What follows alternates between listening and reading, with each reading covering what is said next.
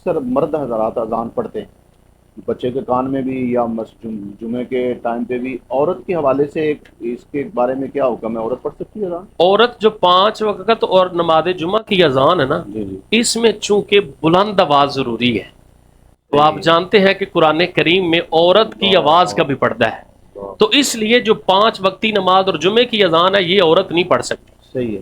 ہاں، بچے کے کان میں جو اذان پڑھنی ہے نا، تو اس میں تو وہ باعث برکت کے لیے ہے، وہ آواز کو بلند کرنا نہیں ہے، تو بامر مجبوری کوئی وہاں موجود نہیں تو عورت اچھا بچے کے کان میں پڑھ سکتی ہے۔ یہاں سے آپ کی بات سے میرے ذہن میں یہ بات آ رہی ہے اور بڑے افسوس کے ساتھ آ رہی ہے کہ دیکھیں اذان کی اتنی فضیلت اتنی شان ہے، لیکن اسلام نے عورت کو منع کیا پردے کی وجہ سے۔ جی اب جو لوگ عورتیں نعتیں پڑھتی ہیں، ٹی وی پہ بھی پڑھ رہی ہیں، ویسے بھی پڑھ رہی ہیں اونچی آواز میں، اور یہی ماشاءاللہ آپ علماء بیان کرتے ہیں، علماء سے سنتے ہیں کہ تلبیہ جو ہے وہ بھی عورت ہوتی ایسی ہے نا جی جی جی، بالکل وہ بھی بالکل، نہیں پڑھ سکتی، یعنی اللہ جی اکبر ایسی اللہ ایسی بلند اکبر آواز ہوگی لبیک اس میں۔ لبیک اللہم لبیک یہ بھی بلند ہاں آواز جی جی جی اذان بھی نہیں پڑھ سکتی، یعنی اتنا اسلام نے۔ تو پھر یہ نعتیں جو پڑھی جاتی ہیں اکثر عورتیں اونچی آواز میں پڑھتی ہیں، تو یہ تو پھر بڑی سختی ہے۔ جی بالکل ایسے ہی ہے یہ تو پھر۔ اچھا حضور، یہ انشاءاللہ اللہ تعالیٰ میں اپنے محبوب کا صدقہ سمجھ عطا فرمائے، آمین ہم تو آمین۔ دعا کر سکتے ہیں۔ حضور اس حوالے سے یہ بھی پوچھنا چاہوں گا کہ اذان جو ہے یہ کھڑے ہو کر ہی پڑھنی چاہیے یا کہ بندہ بیٹھ کے بھی پڑھ سکتا ہے؟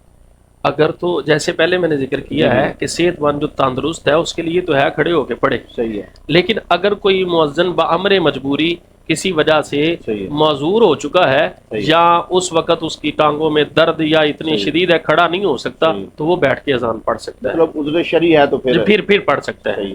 اچھا حضور یہ بھی فرمائیے، سوال تو بہت ہیں، دل کر رہا ہے آپ سے پوچھتے جائیں، جیسے آپ ماشاءاللہ بڑے خوبصورت جواب دے رہے ہیں، اور یقینی طور پہ ناظرین بھی ہمیں دعاؤں میں یاد رکھیں گے کیونکہ ہم بڑی محنت سے یہ ساری چیزیں ان تک پہنچا رہے ہیں۔ قبلہ اذان جو ہے یہ پڑھتے وقت منہ کس طرف کر کے پڑھنی چاہیے؟